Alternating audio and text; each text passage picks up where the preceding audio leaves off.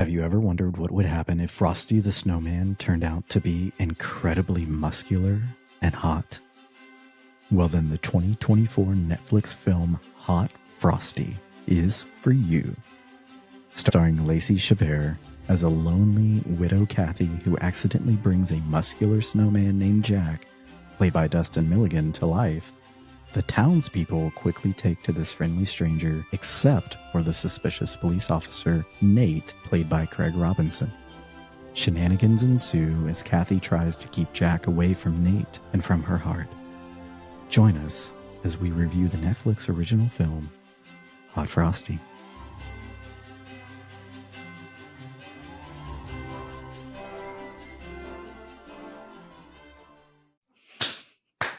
Best I got. That was so good. Is that gonna work? Okay. That was great.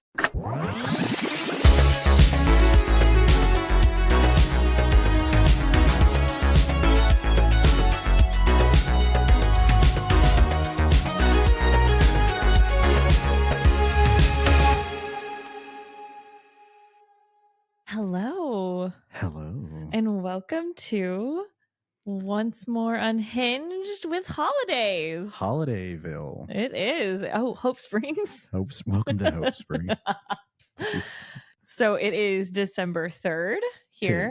Tis Yes. 2024, and we are getting in the spirit of things. Because we need a little Christmas and Hanukkah right this very minute. Do they know it's Christmas or Hanukkah at all? You know what I mean? I do.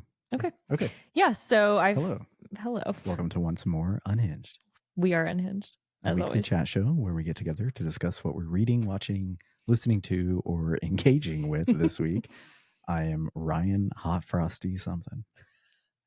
And I'm a lonely widow who refuses to get my heat fixed Oh, out of memory of my departed husband. hang on. Do you have the show for me? Yeah.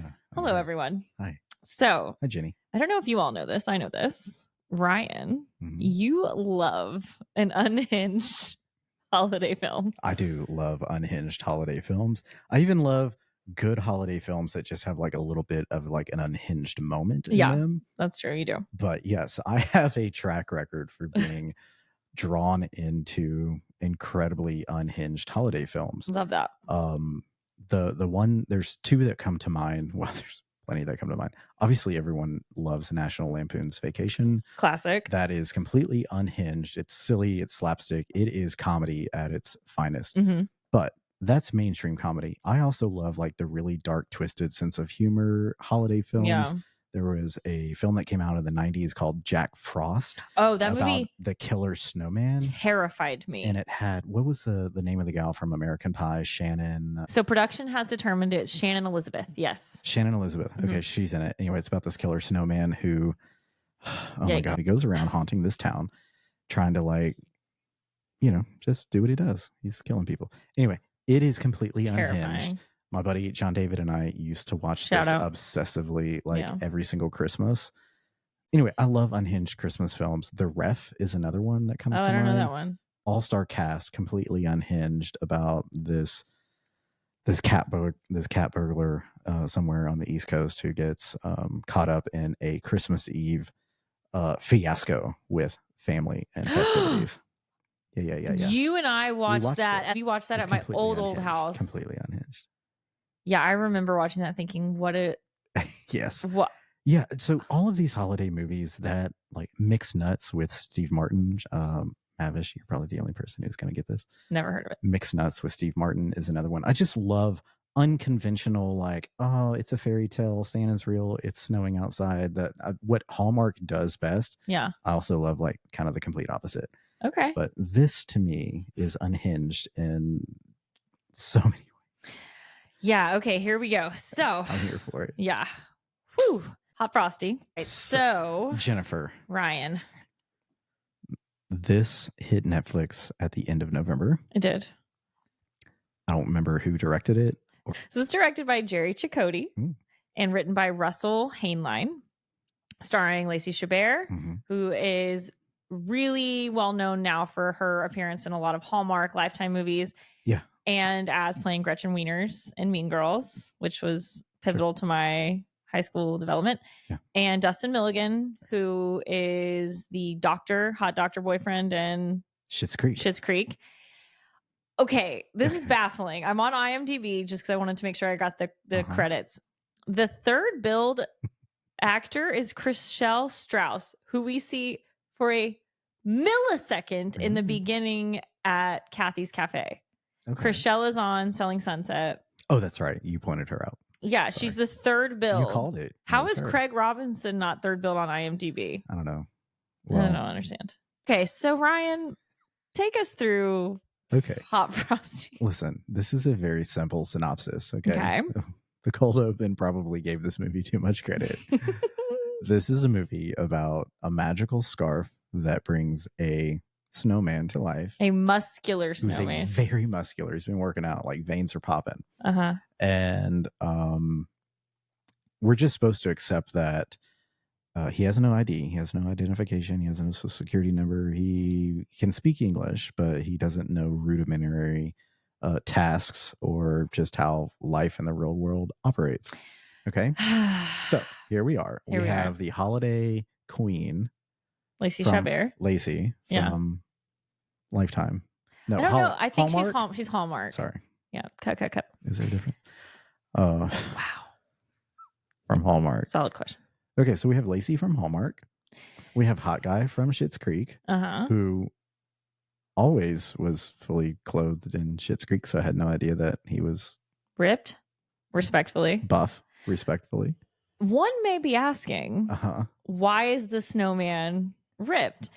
Let us tell you. Go ahead. Okay, so Hot Frosty, we start out meeting Lacey Chabert as Kathy. She's got a house with no heat, broken step. There's a leaky roof. Stuff's going on. She's got about a 6-inch name tag that she wears at work. Well, she owns the cafe. Kathy's Cafe, spelled with a K. All right. Okay. Anyway, Kathy owns a cafe. Her husband has passed away from cancer. She's a widow. Yeah. They live in Hope Springs. They do. There's hope. There's hope. There's always hope. And what there also always is a snow sculpture competition. Annual ice sculpture competition. Is it ice or snow? I think it was snow. I think it's snow because they're snow people. And someone has entered into this snow sculpture contest, a very ripped snow person. I want to meet this artist. He's handsome. Look, that's some Michelangelo stuff. That's David, but with snow. Yes. And I want to, ew, David, a little Schitt's Creek crossover. Nice. I want to know who did that. And so Kathy goes across the street from her cafe to talk to... Oh, she's taking food because she's a really nice person. She's a great person. She can't afford to pay her bills to fix her house up. Or maybe she can. And I think she just doesn't because it's the memory of her husband who's a handyman. So she's like in a depression. Yeah, she's a bit depressed. So she runs this very busy cafe. Cafe was bumping. Everyone in town knows her. And she's just the nice gal who's going to go across the street and take the old couple that runs the resale shop some lunch. Yeah, some turkey sandwiches. Yeah, so she takes them each what they want. Yeah, and in return, she's given a lovely red scarf. She is. And there's a story that comes with it, which was the last time that Miss Resale Shop lady wore Mel, I think is her name. Yeah, Theo and Mel. It's Theo and Mel. Dottie, Darla, Jane. There's so many names that we get introduced to. The last time she wore it was when she met the love of her life. Yeah. Which is this bubbling little guy that she's... with a jaunty silk ascot. I liked it. I liked Theo. Mm-hmm. It's a marriage of convenience. Yeah. Anywho, so she gets this magical scarf, and Lacey wastes no time. Kathy wastes no time at walking outside, and she's just such a good person that she thinks, you know what, this snowman needs with his anatomically correct body. Front facing all of us is probably a scarf to cover him up. The sculptor did stop at his groin area. I wasn't paying that much attention. Yeah, it's ab, and then it's like lower, and then it's just like the snow mound. It's the abs and the V. It's like and then it just stops before you see anything. The sculptor knows what women really want. That's really all they're interested in. I would. Yeah. Yeah. Okay. Oh, Lord. Yeah. And doesn't Mel say, you'll never find the warmth unless you venture out into the cold? Yes. And that's when I knew. That's it. Here we go, folks. It's a very quotable film. Yeah. So Kathy puts the scarf on the snowman, walks away, or she takes a picture. She does. Of the snowman with the scarf, and she walks away, and we were like, excuse, if Mel walks out of her shop and sees that you've just given away the gift that you were just given, a very which was thoughtful gift and important to Mel. Fuck off, let's give it to the snowman. And Kathy's like, fuck this shit. And then lo and behold, the magic of the season. That's right. And scarves bring Hot Frosty to life. And he's very in shape. Yes, he is. This snowman has not seen gluten. Take it, Jenny. Ever.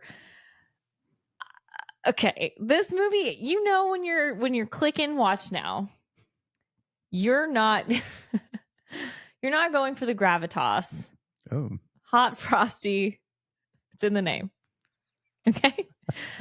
They live up to the hot part. They do. It's odd. This film is odd in a lot of ways. It bumbles around. Much like Jack when he becomes human. Yeah. And he's like fumbling around. He breaks the window into the resale shop, steals some clothes.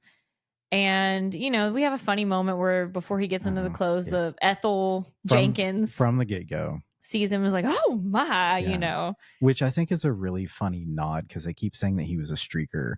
Yeah. There is a famous song by Ray Stevens called The Streak, which was, I think, huge in the 70s or the 60s about this story that he tells us, that he sings about this guy streaking around town. And he's always getting caught by this old gal in town named Ethel. Oh, interesting. Okay. And her partner's always like, don't look, Ethel. But it was too late. She'd already got like a free shot or whatever it was. For Ethel. Anyway, so this was a nice little nod to Ray Stevens about the streaker and it being like Ethel, that. which is kind of cute. Yeah. So the next morning, he's just bumbling around the plaza, the town plaza. It's a plaza. Plaza. Yeah. So the town's probably built in the Spanish era sometime. Oh, yes. The conquistadors came and they said, we shall call this Hope Springs. They lay it all out on a plaza. That's what they do. Yeah. So the next morning, Jack is bumbling around the plaza. Kathy, someone's like, oh, there's this guy out there in the snow freezing. Yeah. Well, there's a kerfluffle, right? I can't remember. So he streaks, he flashes Ethel and she gets like really into it. That's when he breaks the window. He breaks the window. Yeah. He takes a jumpsuit, like a coveralls that say Jack on it. And some galoshes. Some boots that don't belong to him. Yeah, they belong to Theo. And what is it? I guess the next morning, what is he just like bumbling around? I think he's bumbling around the plaza. And he sees Kathy. And and he's like, hey. It's you. It's you. She's like, who are you talking about? Yeah. And he's from the get like, you turned me human with the scarf and I love you. And she's like, what's happening? She takes him to the doctor. She takes him to the cafe first. Have a little something to eat. Yeah, because she thinks he's like an unhoused person, maybe having some mental... He's a stranger in town. Yeah. Some mental health issues. We don't know. She takes him into her cafe, feeds him. He's freezing to the touch. He's cold to the touch. Go to the doctor. The doctor named Dottie walk straight in. Walk in. New patients. Walk in. No wait. No paperwork. No paperwork. No billing. Didn't have to submit any of your medical records. Just this straight is on. The doctor I want to go see. No shit. So no, it's not. Later on. Actually, no, it's not. And then they determine that he's got like a lower than normal body temperature. Yeah. He's still a snowman? Question mark. Okay. Yeah. All the thermometers don't work, of course, on him. They don't try the thermometers on themselves. And Dottie, the doctor's like, well, he could stay with me. And he doesn't want to and stay with Kathy. So Kathy takes him to her house and she basically says, stay here, watch TV all day. I'll be back. In that process of a day, he watches TV and he learns how to make homemade pizza, Neapolitan style pizza, eggnog. Mm-hmm. It's a good nog. Is that what she says? It's a great nog. It's a great nog. And also, teaches himself DIY projects and goes on to the next day to fix her roof. And he learns all about how to do human things by watching television. Yeah, this is where we had questions. Gotta go. There's magic in this town. So overnight, he repairs her drywall ceiling. He fixed the leaks in her roof, including putting on new shingles and roofing. And at the same time, he stumbles upon a new friend in town named Jane. And Jane's just driving by. She's probably coming from her brokerage office. Where she looks like she's the broker. She's the top agent in town. Yeah. And she sees this really attractive gentleman. Shirtless, climbing on the roof. Yeah. Fixing the shingles. And she crashes her car into the curb. And old Hot Frosty is just a man about town. He wants to do good and he wants to help people. And he does say that, yeah. He offers to get behind her and push. He says, "You want me to get behind and push?" Yeah. And he said, "Okay, I'm going to push." And she's like, "Oh, yeah. Oh, yeah." I didn't need it. Yeah, this is a moment where old Jane's getting her kicks off of Hot Frosty that's pushing her car out of the... I mean, if that's not a... Anyway. Okay. All right. Well, and then Jane invites him to come hang up Jane's got more work to get. An electrical... to be done at the house. She does have some work she needs him to like lay push some from caulk behind around the house and push her from behind. Well, okay, this has been an episode of Unhinged. Welcome to Unhinged. I'm done. Gotta go. We have adult topics. Yeah, once more, contains adult content. Thank you. Ding. So, Hot Frosty, Jack, basically, he goes and helps Jane, who she's invited her friends over. He gets a job at the middle school. Him. They offer him a job at the middle school, having not talked to the superintendent, school district, or any other employee. Did not go in front of the board. No, they just said the school district needs a custodian and you're hired. Which I guess tracks with how low funding schools are. They're probably like, sure. And he being, you're a warm body. Oh, wait. You're not. God damn it. They're not even paying him. Because he's new. So he gets a job at the middle school, bafflingly so, without social security license, anything. He starts doing everything around the school. Everything. He knows all the students. He decorates for the dance. Where's Chris Hansen? Yeah, he's decorating for the dance. Wearing cargo pants for some reason. He never takes the scarf off. He's either wearing it or he ties it around like a belt. And Lacey Chabert's like, "Oh, I'm just a widow and I can't love again." Well, of course she falls in love with him. Does she? Meanwhile, Craig Robinson as Nate and his... Okay, yeah, let's talk about these two. His partner, what is his name? Shots?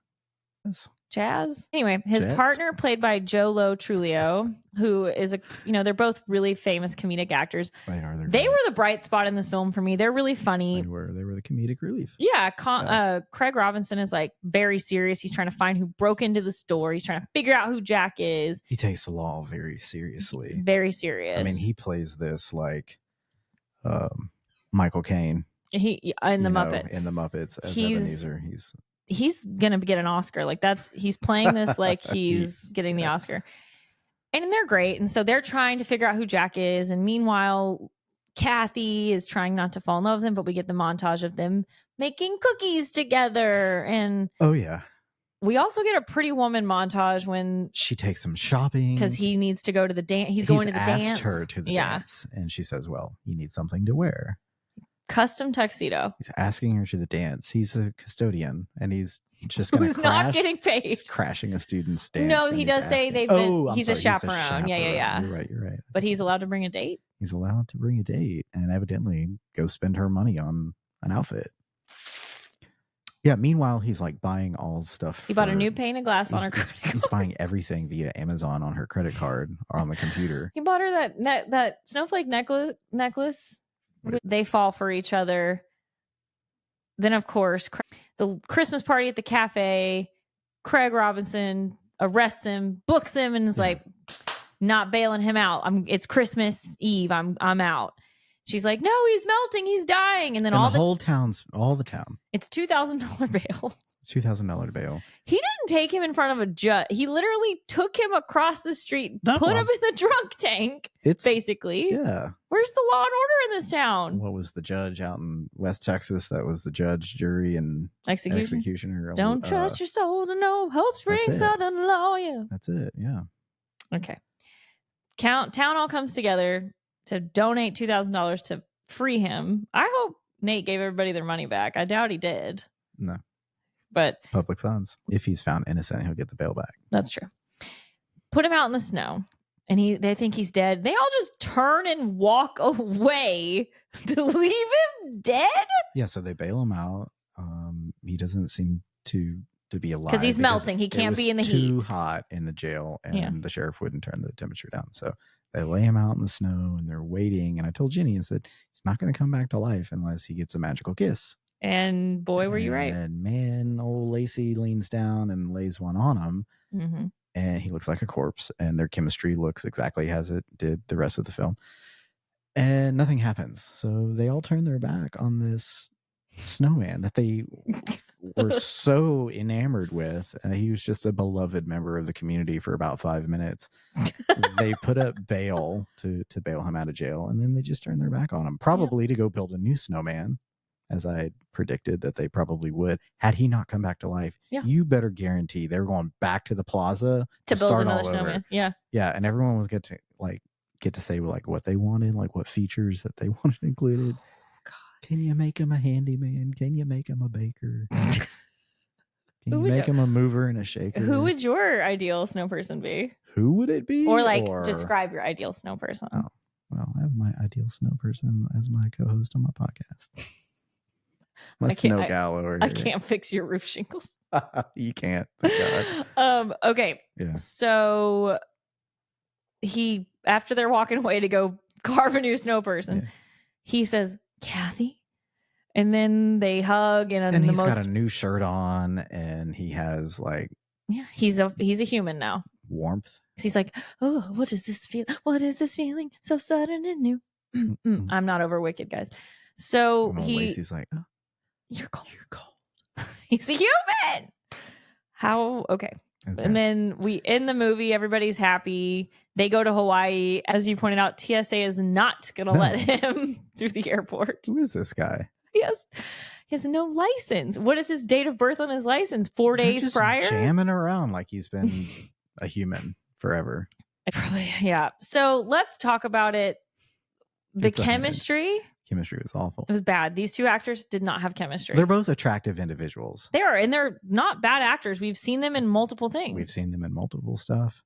Was this script anything to write home about? No, it was not. And I think that that's part of the issue, but there is zero chemistry between these two. I mean, it was, look, I love, as we've both said, you love an unhinged Christmas movie. I also love an unhinged show. It doesn't have to be, what's a really like an Oscar winning movie that's well written? English Patient? Sure. I can't think of anything.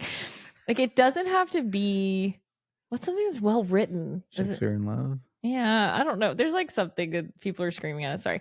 It doesn't have to be Dr. Zhivago. Wow. Okay. It doesn't have to be like this Oscar winning film. I love something that's like cute and unhinged and like it's popcorn. It's pop culture comfort food. Yeah. Okay. The Hitman that we watched a few months ago, which I think we covered in here. First of all, Glenn Powell has chemistry with a fucking rug, but like, listen, it's kind of hard not to have chemistry with him. But my point being is that there were multiple scenarios throughout that entire show where it was fun and campy and believable and a little hokey, but cute. But he and the actress in that film had great chemistry. It was fun. This lost some of the fun for me. It wasn't always fun. It didn't know. I don't think it knew what it was trying to do. And again, it doesn't have to present. I don't have to engage with things that are always going to make me think. No, but you also don't want fun just dumped in your lap from the script. Like every line's a ha ha ha. Like, but it has to land. Yeah, it's got to land, and a lot of them don't land. Those two have no chemistry. When they hug after he's a human again, it's like how you would hug an acquaintance. It made me uncomfortable. It's like how you hug like a third cousin who you only see like 3 times in your life. Like, oh, good to see you again. It's very odd. They have no chemistry. Zero. The styling in some way, some scenes were something's off with the styling. And when he first like transformed from the snowman, the blue painted abs, I'm like, did we need that? Why did we do that? I don't know. Look, okay, it's memeable. It's totally memeable. The TikToks have been fun to engage with. Are there TikToks? There's lots of like, what WTF is this film TikToks. Okay. I do love the shout out to Mean Girls when that was funny. Jack is watching TV and he's watching a Lindsay Lohan movie, and Lacey Chabert's character Kathy goes, she looks just like someone I went to high school with, and I was like, I was Judd at the end, or what's his name at the end of The Breakfast Club? Is that Judd Nelson? Yeah. They did it. Yeah, which that's a great movie. Problematic in ways, but still good movie. So, Hot Frosty for me, I don't think it's going to go on my list of like holiday films. I will probably never watch this film again. I probably won't either. I can imagine the day like 20, 30 years from now, your girl's going to be like digging through our podcast archives because we're going to be famous. Duh. And then being like, oh, hey, let's watch this together. Like mother. Oh, anyway. I don't really know if I have anything else to say about this film other than I think it's baffling that Chriselle Strauss is billed when does she even have a speaking part? Did she just say hi, Kathy? I think just hi, Kathy. And something about her daughter being like hungry and wanting pancakes. Craig Robinson and Jolo Truglio. Those two stole the show. They were great. Yeah. Loved it. But Lacey Chabert and Dustin Milligan had no chemistry. Zero chemistry. I didn't believe any of it. It was more like there's nothing magical and romantic about this film whatsoever.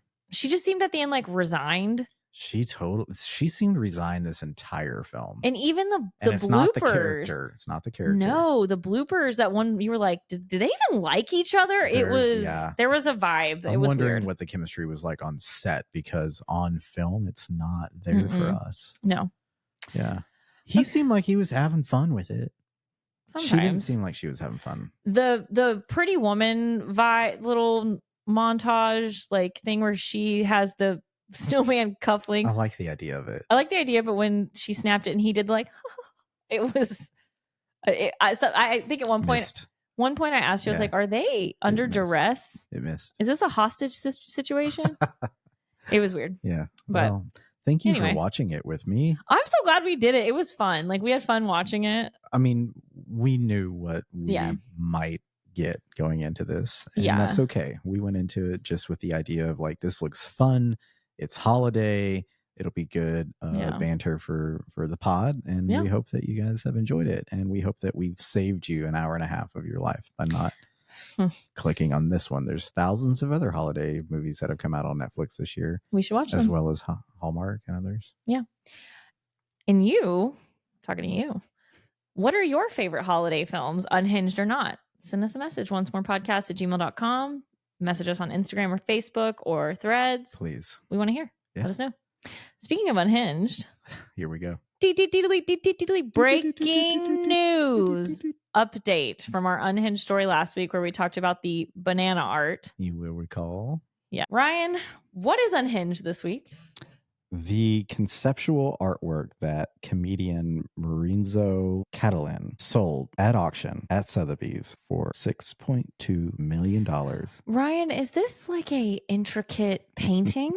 No. Is this a sculpture on like at the same caliber as Michelangelo's David? Oh no, it's greater than that. Oh, please do tell. What artwork sold for $6.2 million? A banana duct taped to a wall. I hate it here. What the fuck? Okay. Not only that, but this is also a piece of artwork that is interactive artwork where you have the option, unless you just want a rotted black banana on your wall, to eat it. And it comes with instructions about how to replace the banana and duct tape precisely the way that it was. So eventually you're just buying bananas. You paid for $6.2 million duct tape. I hate it here. So the original artwork over time doesn't even exist anymore because it's either been eaten or discarded. So, Justin's son, who bought the duct tape banana for $6.2 million. Don't know him personally, but know of him. Don't want to. Ate it. He officially ate the banana, posted a video and picture of him eating the banana, and then also donated $1.8 million to Donald Trump's campaign. So, unhinged. You paid $6.2 million to eat a banana. People are dying, Kim. Mm-hmm. I don't get it. This is fucking unhinged. I'd make it make sense. I don't get it. I would rather watch Hot Frosty. Okay. He said on X, This is not just an artwork. It represents a cultural phenomenon that bridges the worlds of art, memes, and crypto and the cryptocurrency community, Sun wrote on his post. I believe this piece will inspire more thought and discussion in the future and will become part of history. Goodbye. I don't have enough money. I can just like do whatever I want. Mark me, if I had $6.2 million to fucking piss away on a duct tape banana. Careful. Where you go? Best believe I wouldn't be spending $6.2 million on that. Hell no. I don't get it. I don't know what more to say in this moment other than really that is anything, completely unhinged. It is 1,000% unhinged. Yeah. So he ate it. Breaking news. Breaking news. So yeah, well, he can eat it for sure. Yeah. Okay. Well, Jenny, this brings us to the end of this week's Unhinged podcast. Does. Thank you for listening to Once More Unhinged. These episodes come out on Wednesdays. Be sure to check out our latest episodes of Once More, a Rewatch podcast, which come out on Fridays. We have not yet released season 3, but we encourage you to look back and listen to seasons 1 and 2 of Buffy the Vampire Slayer, our rewatch. We'll be releasing episode or season 3 pretty soon. Yeah, we're on a little break, but we're getting ready to jump right back in. We sure are. For more Unhinged content, please be sure to follow us on social media. We are at Once More Podcast on TikTok, Instagram, Facebook, and Threads. And Unhinged is produced by us. I'm Ryan something. And I'm a lonely widow. And remember, a man that sweet has got to be magic. Don't you think? Bye.